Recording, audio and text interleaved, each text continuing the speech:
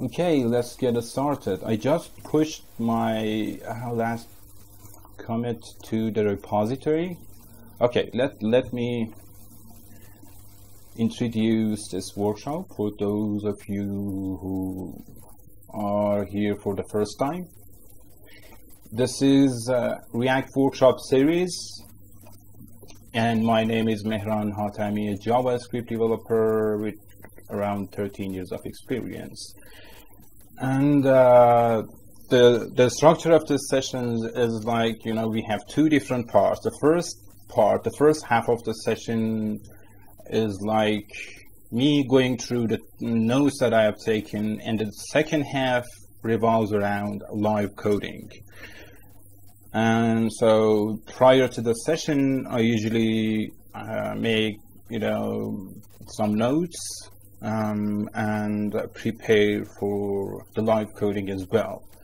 We have had 3 sessions so far. You can find the notes of the other 3 sessions inside this repository. And also you can find the notes of the current session in this directory, Universal React with Next.js, React on the server. What we are going here is we are going to first, as I said, dig into my notes. I have taken some notes and I have provided the links that I have used to take those notes for you if you want to go for the full posts. But I have tried my best to summarize those posts in a way that we could get the most out of all of them. So yeah, you could find the 3 of those notes of those links down here. Universal-javascript is the first one. The other one is isomorphic JavaScript and isomorphic. Let me see. I just saw the question. Yeah, this is a link, but if you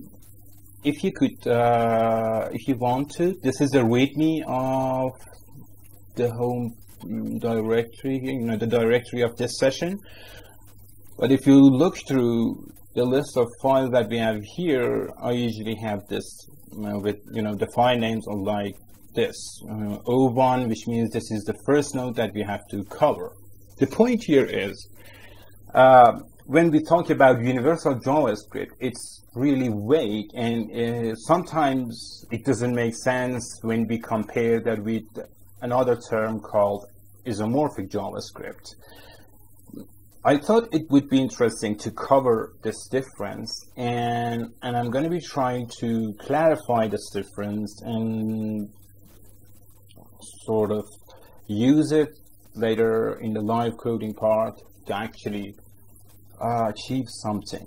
The first one in the JavaScript history is isomorphic JavaScript.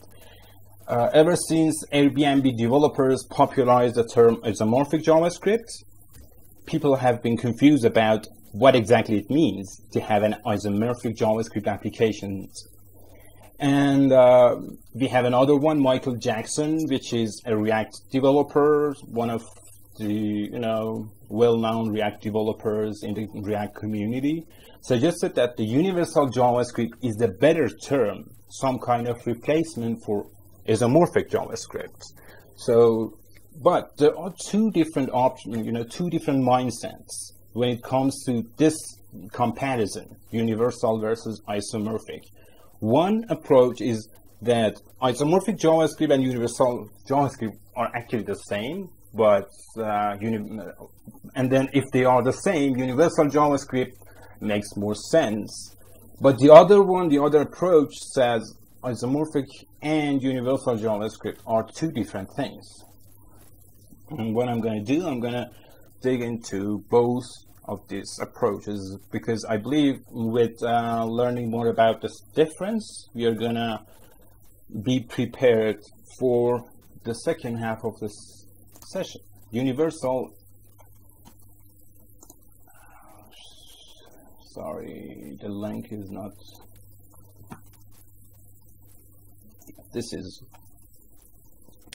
the first approach says, as I said, that universal is a better term for isomorphic JavaScript, and we could use universal as a replacement for isomorphic. And if you want to find the original, the first ever post about isomorphic JavaScript, this is the link, and I'm going to post it here in channel if you want to. Okay. This is the first time in the history that we heard about isomorphic JavaScript, the future of the web apps. And the author of this post is Robbins, explains that what he meant by isomorphic JavaScript was that any given line of code, with notable exceptions, can execute both on the client and the server. If you look at this, if you just think about isomorphic JavaScript with this definition, I believe universal JavaScript is a better term, is a better replacement. Just take a look at this, it says isomorphic, the actual meaning from Wikipedia, corresponding or similar in form and relations, having the same crystalline form. So, however, if we examine more closely to the meaning of the word here, what we see is corresponding or similar in form and relations. In other words, two entities that are not the same, but only look the same, similar to jQuery and Zepto, underscore and Lodash. So the first approach looks at this, difference this way, that isomorphic and JavaScript, isomorphic is similar to, talks about jQuery, the difference between jQuery and Zepto. They have the same API, but they are actually different in form, or underscore and Lodash. And then it says, okay, we better use the universal term instead. Actually, before we use that universal the term universal, along with JavaScript, the first time that we had this term was dates back to, I guess, decades ago, when Apple first used the term universal binary to describe application bundles that run on both architectures. They switched from PowerPC to Intel, then they had a specific type called universal binary, which supported both of the environments, both of the architectures. So if you want to read the whole, the whole post about this approach, you could go to this link. But the other link is much more interesting, I believe. Okay. The other approach, goes more deep into the difference. Isomorphic and universal JavaScript are two different things. Isomorphism, in my mind, simply refers to the fact that web applications can be rendered on multiple platforms. For instance, you could say that a Ruby on Rails application is definitely an isomorphic application because it uses Ruby to render the HTML from the server, but it uses JavaScript to render the JavaScript at front end. So this way, it has a specific meaning. Isomorphism itself is not purely a JavaScript thing. You can also build an isomorphic application in Dart, or even use two different language stacks, like the way that I just told you about Ruby on Rails. In fact, there are many isomorphic applications which render a full HTML document on the server using PHP, Java, or Ruby, but they all use JavaScript, Ajax, and single-page applications actually to render the front-end part. But so now, if you want to, again, to read the whole document, you could find it here. But the interesting part here, that its approach about universal JavaScript, it says running the same code in browser and on the server the way that when we say run universal JavaScript, we mean it. We mean that we are going to run the same code in browser and the server. Then, which means we could avoid code duplication. And it says that it is totally different from isomorphic JavaScript or isomorphic applications, because it is simply a matter of good development practices to avoid code duplication. This, however, is not limited to isomorphic applications. So you could share the code. Actually, let me take a look. So it's the same way we render React from server side, like the React on. Exactly, that's what I'm talking about. So, and I'm going to show you in a minute. We are going to cover your question in the live coding part, because I have used the same exact. I'm going to show you the same exact line that I have this code.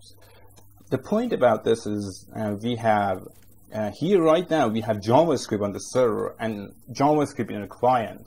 So that's why universal JavaScript makes more sense in compared with isomorphic JavaScript, because isomorphic JavaScript makes more sense again when you think about it using different languages like Ruby and JavaScript and stuff like that. So to read the main article, you could find it, but there are some codes that I am really interested in reading.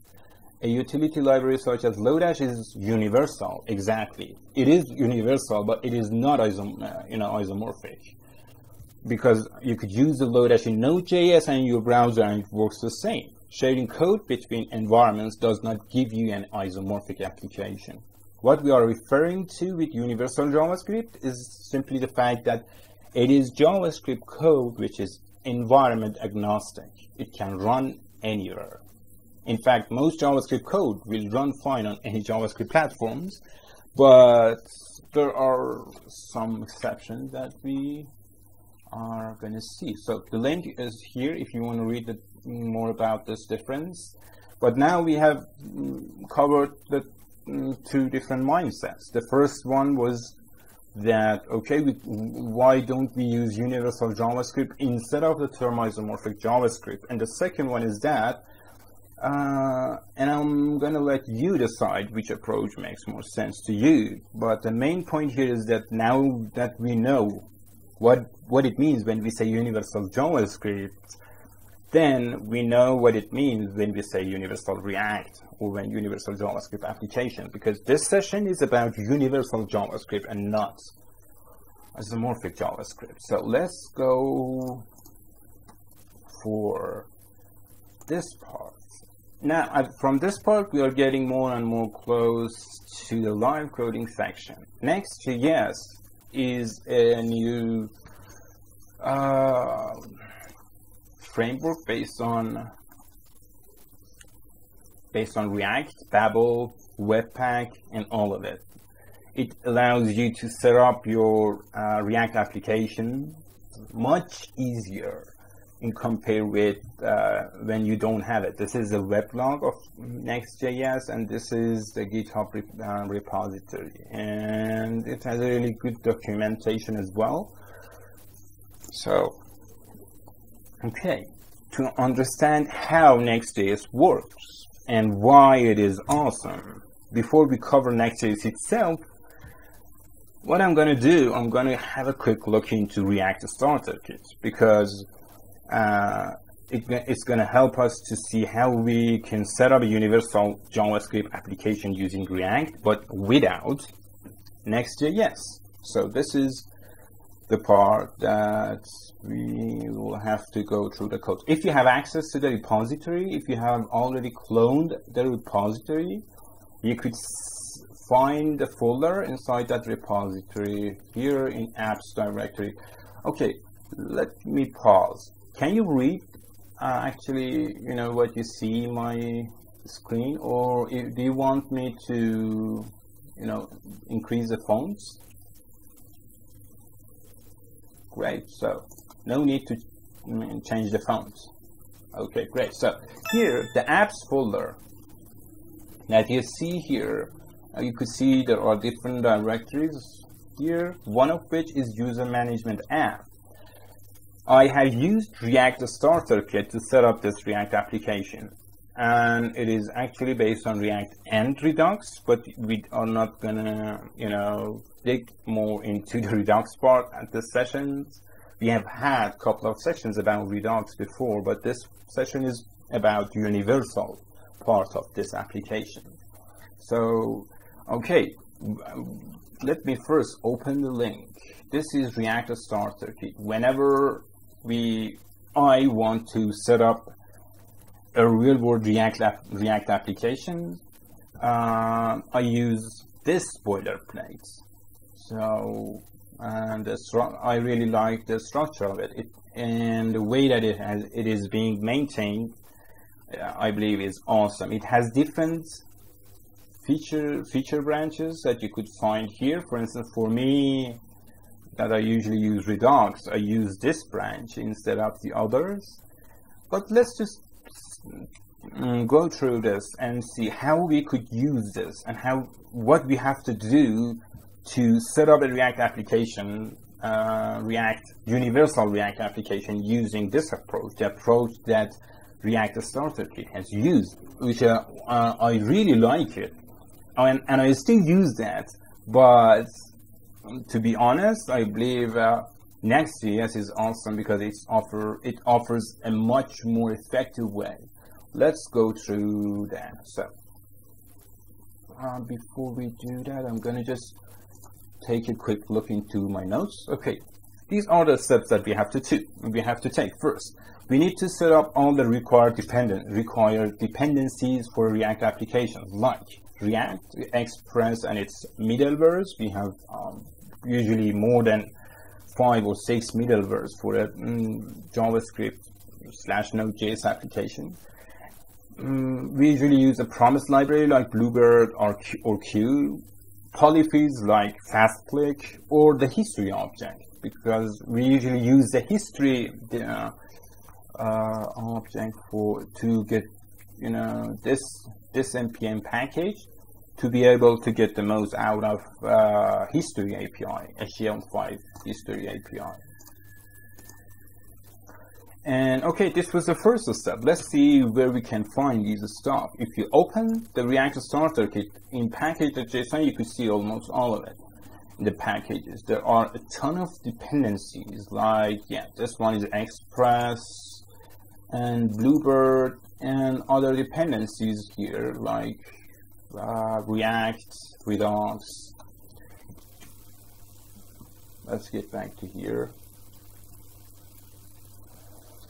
This was the first step. The second step is that we need a router.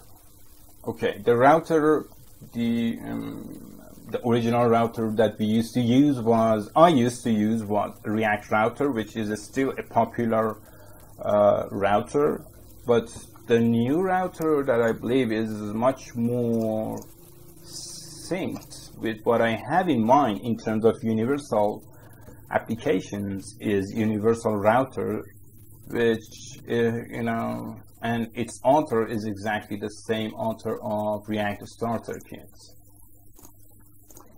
Okay, now we have the dependencies, we have the router, we need Babel. We have to set up the platform for coding JavaScript React using Babel and Webpack. You cannot just, you could set up Babel without Webpack, but to have all those features that now we have for live coding, we need Babel and Webpack together. Let's see now how React Starter Kit does this. In Tools directory, you could see all these different JavaScript files. The root file is this one, webpack.config. You could find all these different configurations. And in package.json, you are going to find this Babel dependencies and also this Babel configuration. This one, the approach that it uses is like this. It doesn't create a Babel RC file, and instead it puts the Babel configuration inside the package.json. Okay, now what we have done, we have set up the dependencies, router, Babel, and Webpack. Okay, set up the initial application, we need these three scripts to be added to the package.json, to have npm start, and to be able to build the application using Babel node and Webpack, and also to be able to clean. When you build your application, you want to be able to clean the previous build. Okay, now we have the basics. The first part that you have to code is here. You have to create a server.js file using this approach. Okay, what we need here is just a simple Express.js application, and we all know how it works, but the part that matters is how to render something in your Express application, how to render a server, how to support server-side rendering, and how to do that using Express. And one of the questions that was asked before was related to this. When we go to the coding, we are going to cover that with more details. Once we set up the server.js, then we have to set up another JavaScript file. These two files are not written in a universal fashion, because server.js is meant to be for just Node.js. Server.js file is not environment agnostic, and client.js though. Also, client.js is not environment agnostic. It is meant to be for the browser, and it is the root file that, to bundle everything. Webpack starts from that client.js. So you could check out the difference. Like here, if you open the src file, you could see this here. This is the client and this is the server. But the interesting point here is they both import this, similar components. For instance, here we import the app from components app, and here we import the app from the same address, which means now app is environment agnostic. The code that we could find here should be environment agnostic, and it is. So as you see, it's not actually create a universal JavaScript application, universal React application using this approach is not consistent, because not all of the code that you write is universal. Not all of the code that you write is going to be, environment agnostic.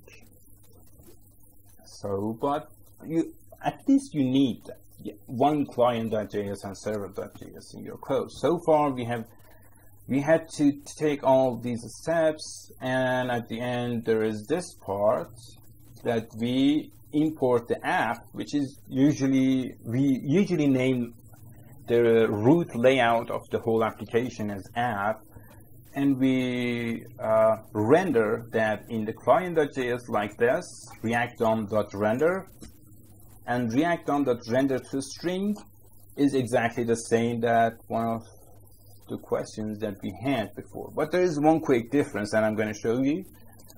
In your question here, you said that we use react-dom server.render to string. But this application, again, this part, react-dom is, as you see, react-dom.render, react-dom.render to string. It is actually the same package with two different methods, which means React-DOM is also trying to be environment agnostic. So you have to import the same package, React-DOM, and you could use it both at your server.js and client.js. So as you see, it's a really long process to set up a universal application. 8th step, at the end, based on the platform, based on this platform, actually, yes. So, the point about this is that everything is becoming more and more universal. and the main purpose is for us developers is to be able to reduce the redundancy, reduce duplication between client and server. And not only that, because now using this approach, we could simply set up server-side rendering. And that's why React DOM has done this. We only have to import React DOM, and we could use it on both sides, client and server.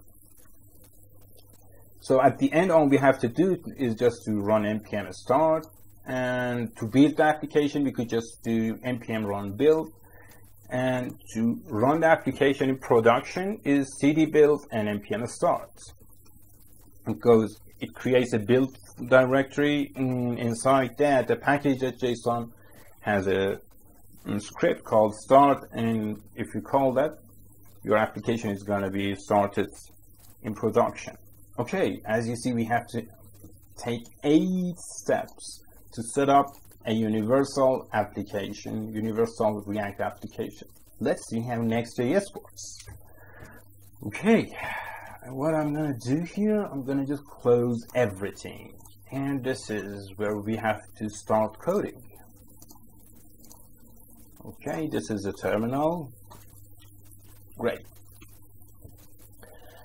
First thing that we need is to set up all the required dependencies for a React application.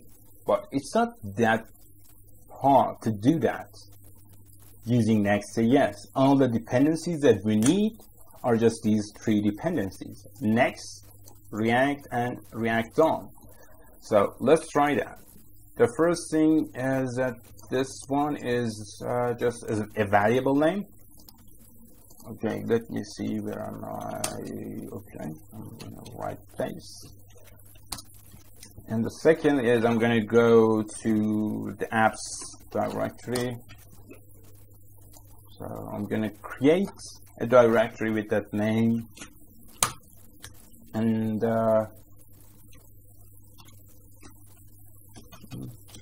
make directory universal.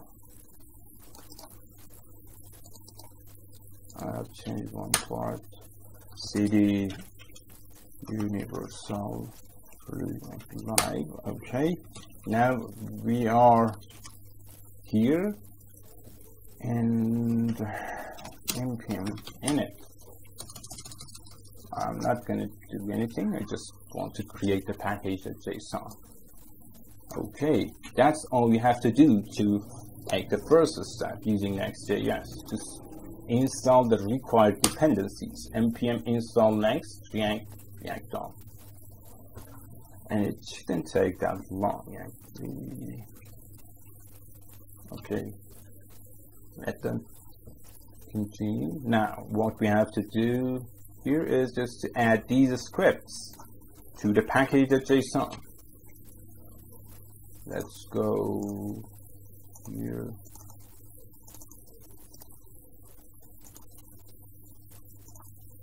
Okay, that's that. As you see, this is all we have, package.json, and we will have to wait for this process to be finished, because if I make a change, because of this -s, okay, now it should, great. Now we have these 3 dependencies and this script tag. Great, I added these 3. So far we have taken 2 steps. Third step, nothing. This is the interesting part. What we need is a router. Next.js doesn't need you to set up, doesn't need you to add a dependency. It uses file system as the main API. Every .js file becomes a route that gets automatically processed and rendered. So, but there are some default namings, like we need a directory called pages. And now to create a home page, this is what we have to do. We have to create a file called page index.js. Let's create that file. Okay, we've got the file.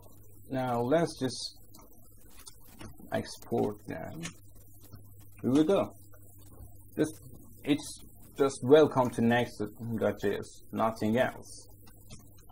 So far, 3 steps. The 4th step is actually the final step. Run the application. npm run that.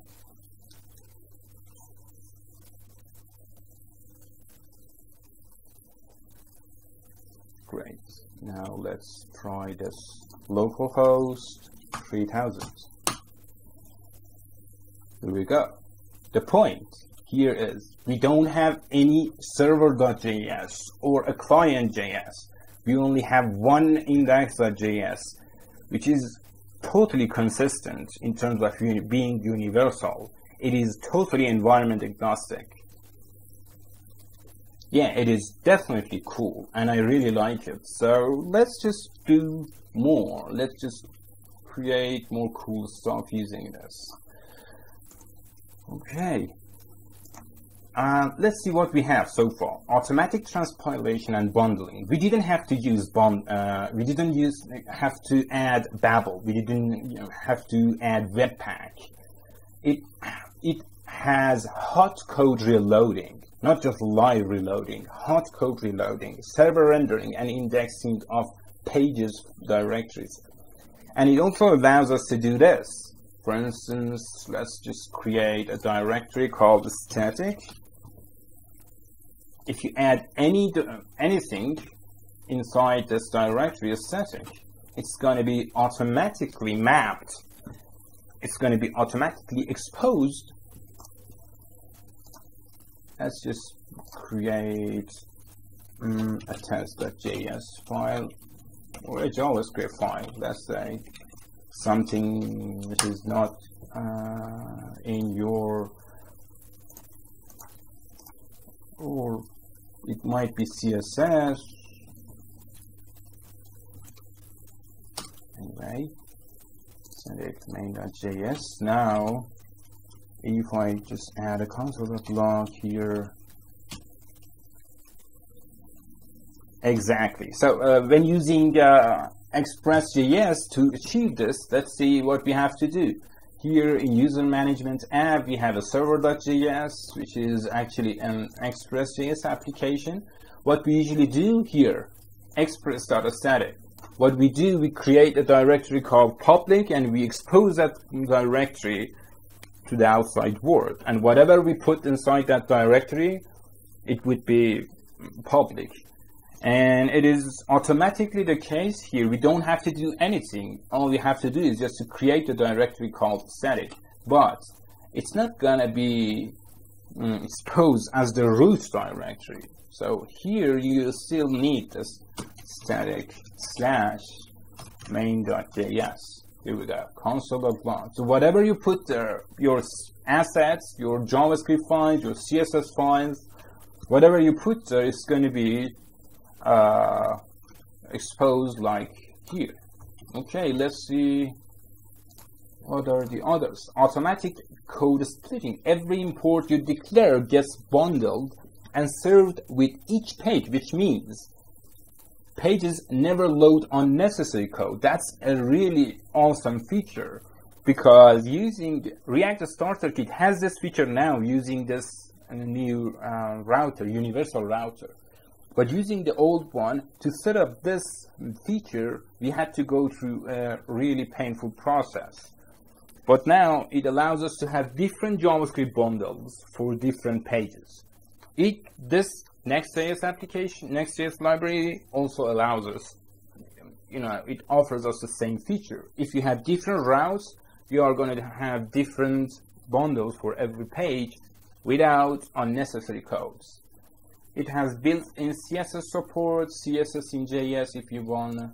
All of these links are just linked to the documents from the GitHub repository. You could just write the code like this, style with this attribute, and you could add another style tag like this as well. So the other features, CSS in JS.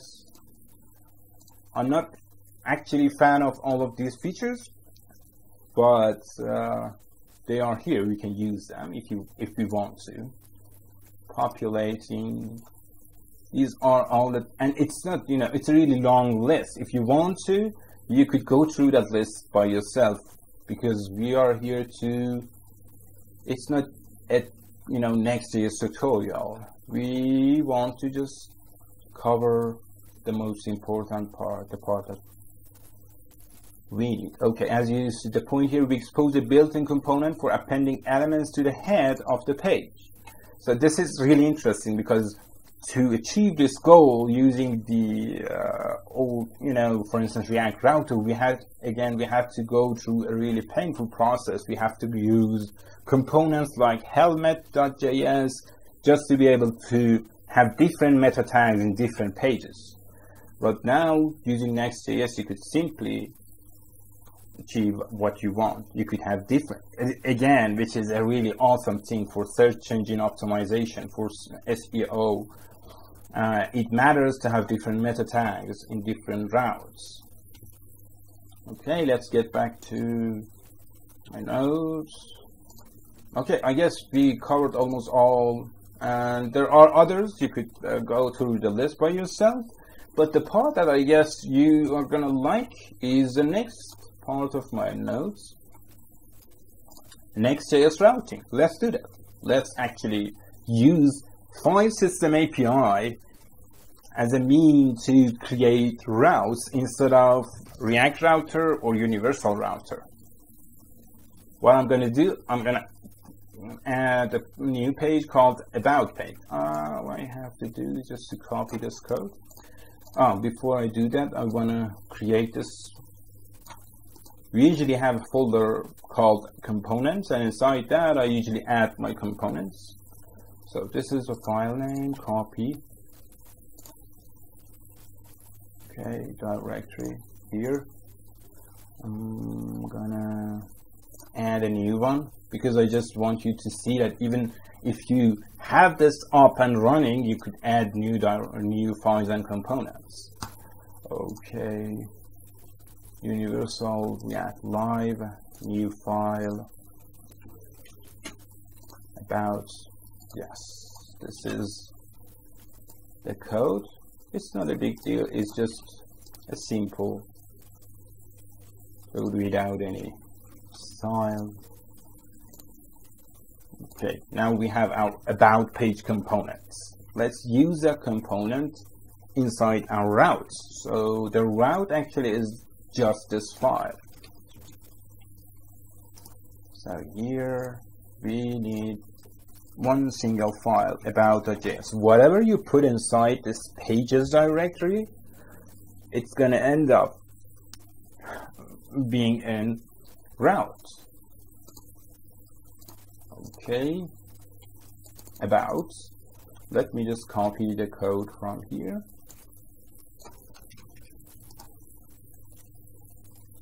Paste. Let's save this code. Let's just take a look.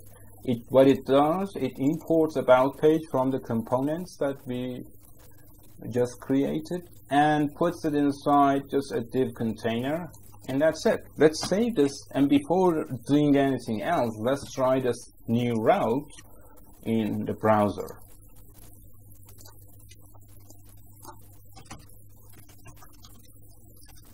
And what I'm going to do is just to close everything, because it means that it supports server-side rendering. Here we go. If you want to see this, this is actually what server renders. This is the whole thing. But it is going to be automatically connected, as you see here, connected to the client part. Under the hood, it has everything. It has everything that we usually have, and we usually have to create. And it, again, as you see, you could just make the change right in the middle of this process. Now, the way that you could navigate from one page to the other page is also interesting. Okay. Now, let's add this button to our index page. Okay, let me just copy the whole new version of index.js. Here, pages index.js. The only thing that I added was this one, import router, next router, next/router, and this button, onclick router.push, and that's it. We don't even need to import history object. So using the other approach that I showed you before, we had to set up almost everything ourselves, but here all we have to do is just to import, add the next as a dependency, and it has almost everything. Router.push. Let's see if it works. Now, other than this, I'm gonna need also to be able to navigate back from about to home. Let's do that as well. We will have to add this, or just copy this and get back to here. Okay, save this. Now let's see what happens when we go for localhost 3000. So welcome to Next.js, and just to make sure that it doesn't actually redirect here, as you see, it is still the same connected that we have here. It is a single page application. We don't have to import that. It's not actually, necessary, but it is some sort of, I am used to importing React, because when you create a React component, but this file is not actually a React component, so that you don't actually need to import that. But the point is, in a real world applications, we usually are dealing with components. So at that case, and what I mean by components is React.components. When you extend that React.component, you need that import almost always. But now it's just a simple function that, just a render function. Okay. Now we are inside the about page, and I'm going to get back to here. Nothing has changed. Even if you make a change here, change something here, the page is not going to be reloaded. The variables that you have had, if you are in the middle of debugging process, it changes. It is hot reloading. It supports hot reloading. As you see, the about here has changed to about 2, but now without any reloading here, without bothering you. That's it. So we have Next.js working like this, working like a charm. Actually, the point here is it is really awesome. I believe it is awesome. We could really use it to do almost everything, and to do almost the exact same thing. It is when I first learned about Next.js, I was really excited, because it was the first time that I had this consistent experience of universal coding. Whatever you code, it is totally environment agnostic. You don't have to do anything to, there are a lot of awesome features, like, to achieve this, you have to go through a really painful process. Let me show you something using the old, it's not actually old-fashioned, it's a really modern way of creating React applications, the way that React Starter Kit does. But using Next.js, removes a lot of pain. But for instance, let me just search for something. In order for us to be able to create universal applications, there are a lot of cases that we have to check if the code is running actually in browser or in, right here. You see this code? It says create fetch now annoying cookie, and it is actually an interesting way of fixing the issues, but it's not a good looking code. Just take a look at this. Yes, this means that we are writing a universal code, but if it is universal what does it mean to check for a browser? Which this means that this part is not universal. It is not environment agnostic. You are checking if it's not inside the browser, then return this instead of the fetch API. What it does, it adds this feature. It's actually, I really like this function when I first looked at this, because what it does, it allows you to have server-side rendering, for instance, in your authenticated pages. When you are inside a page which is authenticated, it's really hard to support server-side rendering because server doesn't understand doesn't see cookies.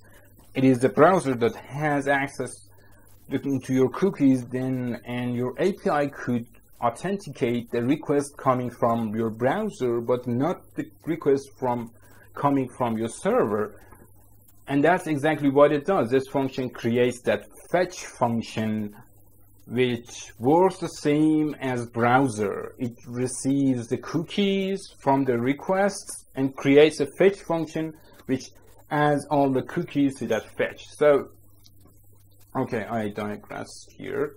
But my point was here, yeah, it is a really awesome feature to be able to have server-side rendering in your authenticated pages, for instance. But the code doesn't look good because of this line, process.env.browser.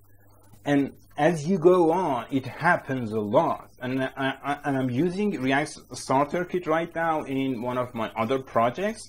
And if all you have to do is just to copy this line of code and search for a specific exception that I had to check if it is a browser, do this, and if it's not a browser, inside the browser, do this. It's really painful, but I still like to be able to write universal code which is environment agnostic. So, okay. It's the first time that I have managed to cover all of the topics that I have in mind just in time, and it is awesome. Let's see if we have any questions.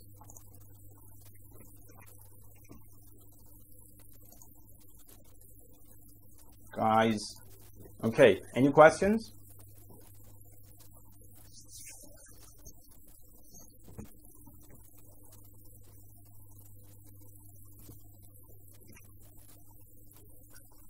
Okay, while you're thinking, I'm going to show you something. Link to a CSS file. Oh, so it's happening on the client when there is no, let me come back here. How do you link to a CSS file in your static folder? So is it happening on the client when there is no reloading? Okay, let's just first talk about the CSS file. Let's do that. Let's add a CSS link to our code here. What I did and what I usually do, I usually create something like, let's first try this view page source. Let's see what we have here. We have this doc type, HTML head, link, and it has a couple of links. Yes, this is exactly what you say. Let me just show you. Let's add a CSS file to the static directory inside this live static here instead of this main. Let's add file like style.css and body background color red. Now to import that to your page, so you have to either create your Next.js here, you could add the link tag here, or what you could do, you could export the whole HTML tag here. Let's just see how React Starter Kit does this, because it is exactly the same thing here. In React Starter Kit model, what we have right now is it has an HTML.js file and it is a React component. It used to use a Node.js template engine, but nowadays we don't use any Node.js template engine for the index.html file. And instead of creating an index.html file, what we have is just a React components, which is going to be rendered at the end. So we could just return all of this stuff. So here it's quite similar, but now I'm going to just add that link tag to my index.js.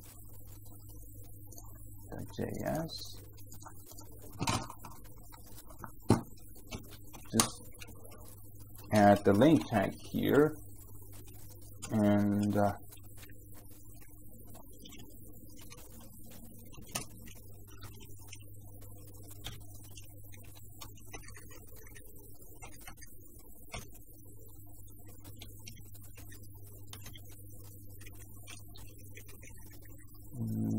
href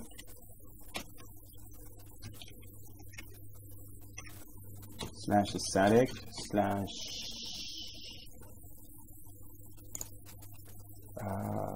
style.css.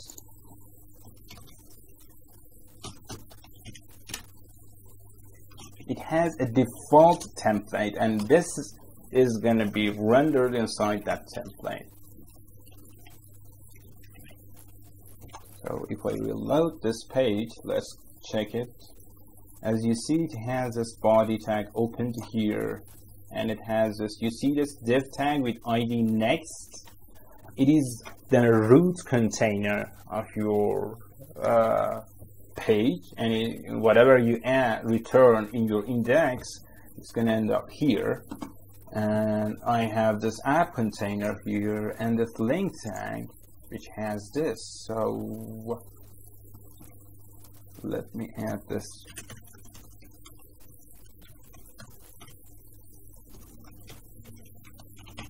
Now if I go back to, here we go, it is. So let me just reload the page, no errors, and it is red because I added the CSS file from my static directory. So I'm not sure if it made sense to you or not, but I hope I answered your question. Great. So let's go for the other question that we had. You could add it in ahead, and if you want to, we could go through the documentation to see how we could do that. But let me first go through the other question, then we could, if you are interested, we could cover that as well. I think it's the same way. Yeah. Okay, there's one thing here. It's happening on the client when there's no reloading. What happens is, it is called hot reloading. There are some, there is this live reloading in the old-fashioned way. What we have, not old-fashioned.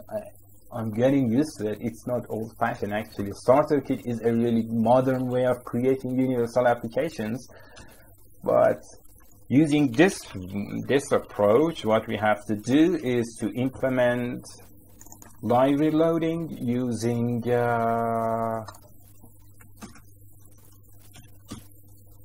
browser sync.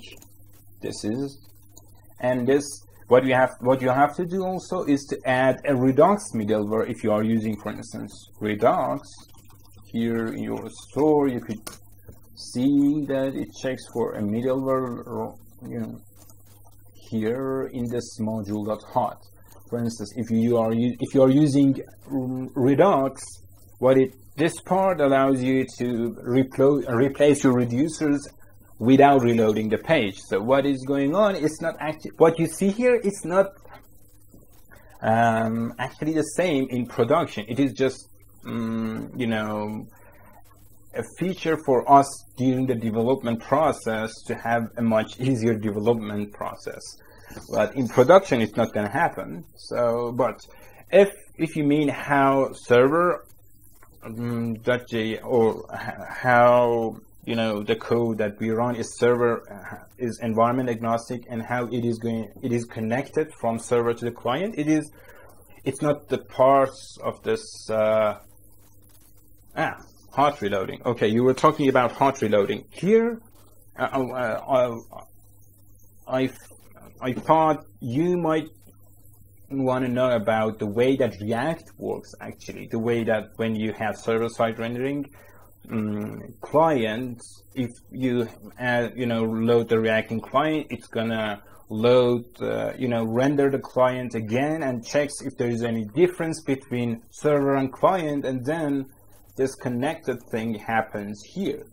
But if there is a difference between what server renders and what client renders, at the end you are going to see some kind of warnings and errors here. So this part was not related to your question, but I thought you are talking about this. Great. Okay. It seems you are also interested in covering more about styles. So you see here in your example, you could add a style tags. You could right here, you could add style tags like this to your page if you want to. And but don't forget about this global thing that you see here. It means that this global means that using the style tag like this means that you have to define a scope. If you don't, then what happens is that style tag that you define here is going to be scoped to your components. It's but if you add this global, it means that this CSS section is global, and it's going to be used for all the pages at this the current page. So it's the same way we render to string. So okay, render to string, yes, it's the same thing, but here let's just one more time talk about it. What happens if we use this? We cannot just create one single file. We always need two different files. One for our Express.js application like this, and once we have this app, we could create this wildcard star to get all to receive all the requests. Then you could set up your Redux store, and at some point you could do this render to string. Right, you are right, but you cannot simply create one single file which is environment agnostic. You have to create parts of your application are specifically meant to be used in Node or in your client. So here the way we use it in Node is like this. So interesting thing here is what we do. Just take a look. What we do here, we check for the route. Universal router here resolves the routes that we have, and we add the current path from request. This is the other way, using the starter kit way of creating universal applications. So we have to we have two different routes. One is the server-side routes, and the other is client-side routes. And what we usually do here is we create a wildcard in our Express.js application, which means all the different, all of the different URLs are going to end up here as an Express.js request coming through this Node.js bar. But at this point, what we do, we check for the path and we pass it to the universal router to see which one of the routes has to be called, has to be executed. And then once the route is here, you see this is actually an asynchronous operation. The result is an asynchronous operation, and when it is done, you are going to have your routes.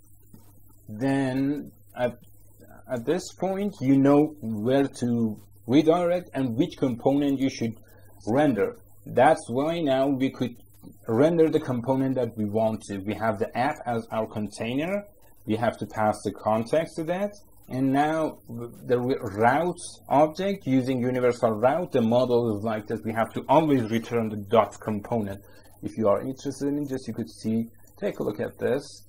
For instance, all these routes have this dot component. Whatever you return here is gonna end up here as the component of the current page or current section of your application being rendered. We don't have to do that anymore. We don't have to deal with different types of routes, looking for, trying to resolve if this coming request is for this route or the other one. This is all Next.js does out of the box. Of course, there are some pros and cons for both of these approaches. Like this one, as you see, you could simply add your styles and script tags, the vendors and the other parts of your HTML could be all, it's all in your hand. You could change whatever you want to. At the end, you are doing this, React DOM, render to static markup. This is the last section. What we usually do is just to enable server-side rendering using universal router. This is what we do at the end. We create this HTML string and return that in our Node.js server. But using Next.js, we don't have to even learn how Express.js works.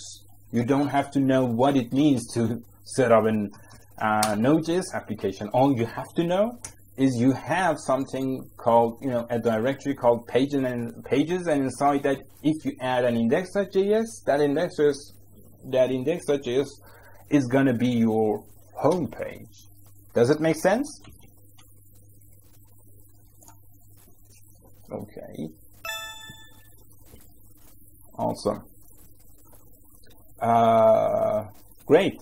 So if you have any questions, shoot. And if you don't, I'm going to introduce the topic of my next session.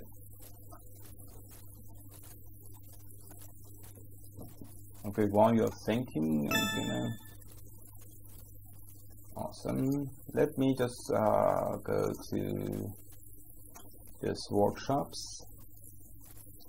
The topics that we could cover every session is all up to you. If you want to, we could cover anything that you need. Okay, this was what we covered. And yeah, that's it.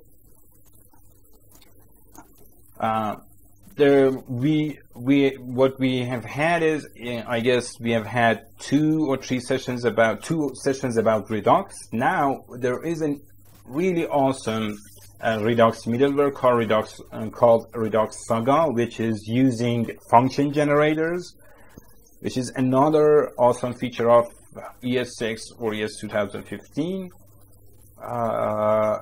Adding a new keyword to JavaScript called yield keyword. What we are going to do in the next session, we are going to cover how Redux Saga works and the way that we could use Redux Saga. And actually, if I could, I'm going to use Next.js to set up a universal application with Redux, and I'm going to add Redux Saga to that. But if I don't manage to do that, again, I'm going to end up using React Starter Kit, because I'm also, I'm used to using React Starter Kit. So in all of my, okay, let me read your question.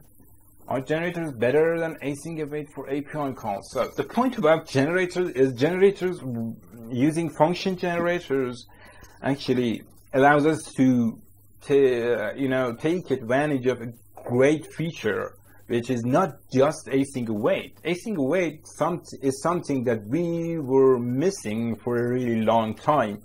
Using async await, you could pause without blocking. You could pause your process without your asynchronous operation, without blocking the whole I/O.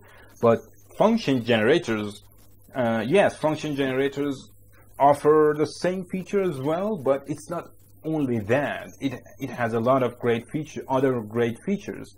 I'm not sure if you know Code.js. I also have another library called Define.js. Yeah,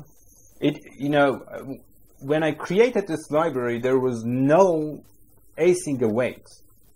After these, the libraries async await feature showed up. Back then, when I created this, we didn't have access to that. So what you see here is just a simple function generator. Here, you could just pause in the middle of your function. Now, this library allows you to yield on promises, which is exactly what await does. Await under the hood is using function generators, but function generators offers more features than await, as I said. Let me read your question again. Exactly, this is all about next, because it is not just next method, it is called iterator. We have two different design patterns. If you want to, that was my plan for the next session, but if you want to, I'm gonna introduce the design patterns. We have one is called observer, the other one is generator and iterator. We have iterator, design pattern, and in Java, J2E, I used to be a J2E developer for a couple of years, and to be able to iterate over a list, what it does, it gives you an iteratable, something that has this .next, which means it is lazy. You don't have to iterate over a static list. It could be lazy when you implement this iterator. Exactly. Now, we didn't used to have this great feature, but it's not just an iterator pattern. It also has another, in iterator pattern, we had only just .next, to be able to go to the next item in the list. But function generators are two-way. It's not just iterator. It is also, that's why they are called function generators. Iterators, we have this pulling and pushing that I'm gonna cover in the next session because we are running out of time. And it is a really time-consuming topic to be covered. If you don't mind, if you are interested, I'm gonna cover all of this. What I'm gonna do, I'm gonna talk about function generators and the design patterns behind that. And after that, we are going to use Redux Saga in a I'm gonna add the Redux Saga middleware to our Redux application, and then let's see how it goes at that point. We could get the most out of function generators using Redux Saga this way. Great. Okay, this is the topic of our session, and I guess that's it. We could wrap it up if there's no more questions. Awesome. Thank you guys. Thank you. You are all welcome.